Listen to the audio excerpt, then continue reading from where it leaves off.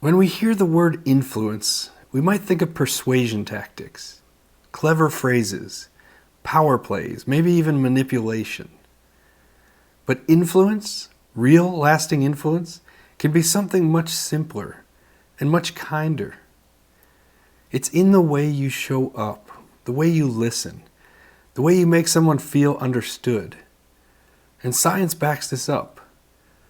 Today, we're exploring how influence works, not to control others, but to connect, guide, and inspire change through compassion.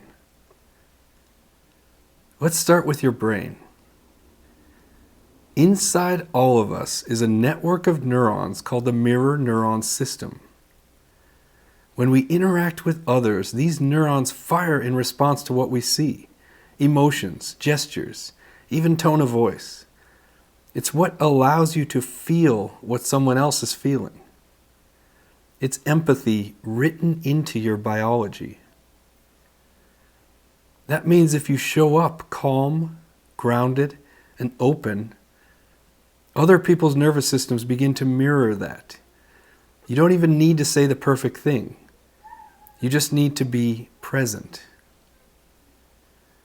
So how do we use this science to influence without pushing? One way is with a skill I call the compass question.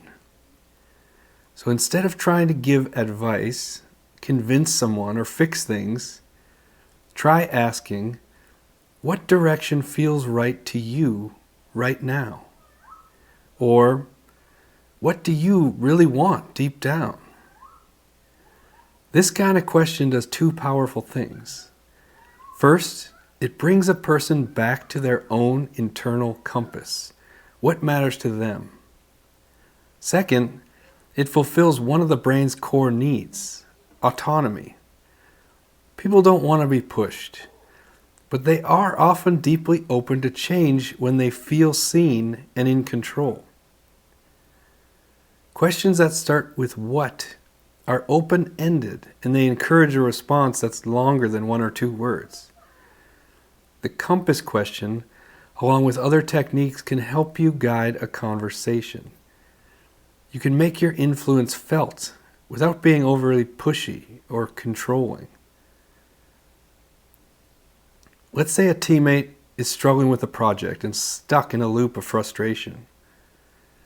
Instead of saying, "You should try this instead," you might say, "What is the outcome you're trying to achieve?" That one question can shift the entire conversation, from friction to forward momentum. If you wanted to be a little more directive, you might say something like, "What do you think might happen if..." This gives you a chance to gently input your own perspective or strategy. How about another example? Parenting. Your teenager wants to skip studying for a test. Instead of lecturing or scolding, you ask, "How do you think you're going to feel about that tomorrow?" It invites reflection without resistance. Or, "What is it that makes you want to skip studying today?" Another open-ended question. This leads to more conversation, which might tell you that they feel discouraged, concerned about the result, or that something else is bothering them. These small shifts can build trust, deepen relationships, and open the door to positive change. The curious paradox is that when I accept myself just as I am, then I can change. That same paradox applies to influence. When someone feels accepted, not pressured, they become more open to new ideas. Influence grounded in kindness isn't weak, it's powerful, because it's not about control. It's about alignment, connection, respect.